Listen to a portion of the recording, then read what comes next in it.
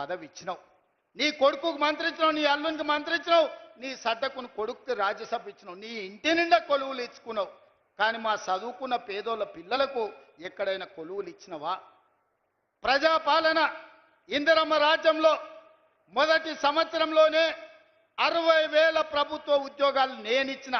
LB స్టేడియంలో లెక్క తప్పంటారని, తప్పుడు కూతలు కూస్తారని కుటుంబాలతో సహా ఉద్యోగాలు వచ్చిన పిల్లల్నే కాదు వాళ్ళ తల్లిదండ్రులను కూడా పిలిపించి ఎల్బీ స్టేడియంలో మేమెక్కడ ప్రమాణ స్వీకారం చేసినామో గక్కనే 60,000 మంది ప్రభుత్వ ఉద్యోగాలు కొలువులు ఇచ్చి 60,000 ఉద్యోగాలు ఇచ్చిన లెక్క కట్టుకో.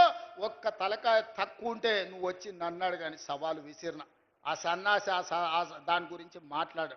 ఇప్పుడు కూడా నేను చెప్తున్నా, 2.5 సంవత్సరాలు పూర్తి చేసుకునే లోపల మా పరిపాలన 2.5 సంవత్సరాలు పూర్తి చేసుకునే లోపల ఇంకా 40,000 ఉద్యోగాలు ఇచ్చి మొదటి అర్ధ భాగంలో 1,00,000 ప్రభుత్వ కొలువులు ఇచ్చి దేశానికే ఆదర్శంగా నిలబడి తెలంగాణ మోడల్ అంటే ఇదిరా, తెలంగాణ రాష్ట్రంలో నిరుద్యోగులను ఆదుకునే సోదరుడు ఉన్నాడు, ప్రభుత్వ కొలువులు వస్తాయి, చదువుకున్న పిల్లలకు వాళ్ళ కులాలు చేపలు పట్టుడు చెప్పులు గుట్టుడు కాదు, వాళ్ళు ప్రభుత్వ కొలువులు చేస్తే వాళ్ళ తల్లిదండ్రుల జీవితాలు మారుతాయి. ఉపాధి హామీ కూలికి పోయి రూపాయి కూడబెట్టి పిల్లలకు కోచింగ్ సెంటర్లలో ఫీజులు కట్టనికే మెడ మీద ఉన్న తాళి అమ్మిన తల్లిదండ్రులు నాకు చాలా మంది తెలుసు. వాళ్ళ కష్టాలు తీరాలని, వాళ్ళ పిల్లలు పీజీలు పిహెచ్డీలు చదవాలని, డాక్టర్లు లాయర్లు కావాలని, తమ జీవితాలలో వెలుగు రావాలని కోట్లాది మంది పేదలు గ్రామాలలో కలలు కన్నారు. అందుకే ఆ పిల్లల కోసం సర్కారు కొలువుల కోసం ఎదురు చూడకుండా ఎంబడెంబడే నోటిఫికేషన్లు ఇచ్చి ఈరోజు ఉద్యోగాలు ఇస్తున్నాం. మధ్యలో కొంత ఆలస్యమైంది, ఎందుకంటే మా దామన్న సుప్రీంకోర్టు నుంచి ఆర్డర్ తెచ్చిండు. మాదిగ ఉపకులాల వర్గీకరణ జరగాలని సుప్రీంకోర్టు ఆదేశం ఇచ్చింది. నేను నోటిఫికేషన్లు ఇస్తే సమాజానికి నష్టం జరుగుతుందని మా సంపత్ కుమార్ చెప్పిండు. అయితే ఇది అమలు చేసి నోటిఫికేషన్ ఇస్తా, 6 నెలలు ఆలస్యమైంది, మా మాదిగ సోదరులకు న్యాయం చేస్తా అని చెప్పి చట్టం చేసి ఇవాళ 1000 కొలువులు మళ్ళా నోటిఫికేషన్లు ఇవ్వడానికి ముందుకు వచ్చినాం.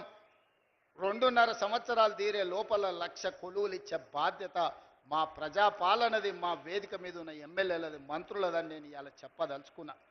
ఇవాళ అదే కాదు, ఇవాళ ఈ చట్రోలు గ్రామానికి వచ్చినా అంటే యంగ్ ఇండియా ఇంటిగ్రేటెడ్ స్కూల్ అక్క స్కూల్లో బడికి సున్నమేనికే 2 లక్షలు ఇచ్చినోడు లేడు.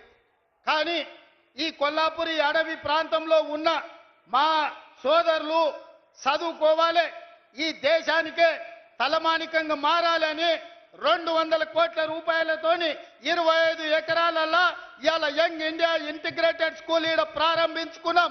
ఈ సభ జరిగిన ప్రాంగణంలోనే రేపు పాఠశాల కట్టబోతున్నాం.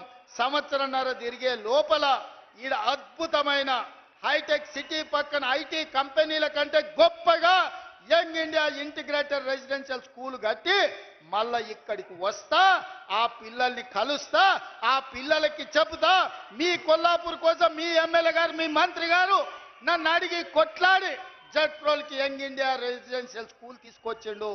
వాటిని కట్టండి, ఇందులో చదువుకోండి, మీ సోదరుడిగా నేనున్నా మీ అభివృద్ధి పదాన్ని నడిపించడానికని.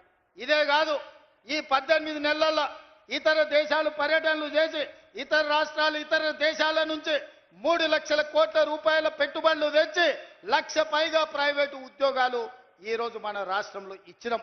యంగ్ ఇండియా స్కిల్ యూనివర్సిటీ కావచ్చు, యంగ్ ఇండియా స్పోర్ట్స్ యూనివర్సిటీ కావచ్చు, young India integrated residential schools కావచ్చు. ఈరోజు రెసిడెన్షియల్ స్కూళ్లలో కాస్మెటిక్ ఛార్జెస్ 200% పెంచినాం. ఈరోజు భోజనాలకు 40% పెంచినాం. పేదోళ్ళ పిల్లలకు మంచి భోజనం పెట్టాలి, మంచి చదువు చెప్పించాలనేదే మా తాపత్రయం. అందుకోసం నీకు దుఃఖం వచ్చిందా చంద్రశేఖరరావు అని నేను అడుగుతున్నా. పేదోళ్ళ పిల్లలు చదువుకోబట్టి, పేదోళ్ళ పిల్లలకు ఉద్యోగాలు రాబట్టే, ఆడబిడ్డలు బయటికి రాబట్టే, మా అక్కల చేతుల నగదు ఉండబట్టే, మా అక్కలు బస్సులకు యజమానులైంది, మా అక్కలు విద్యుత్ సంస్థలకు యజమానులైంది, మా అక్కలు పెట్రోల్ బంకులకు యజమానులైంది. ఇవాళ అందరూ బాగుపడుతుంటే ఇంకా మమ్మల్ని అడిగేటోడు ఎవడని ఆయన దుఃఖపడుతున్నాడు. అందుకే నీ దుఃఖం 10 ఏళ్ల వరకు అట్లనే ఉంటది. అది పెరిగి పెద్దదై భూతమై నిన్ను కబలిస్తే తప్ప నీకు విముక్తి లేదు. నువ్వు శాపగ్రస్తుడివి చంద్రశేఖరరావు.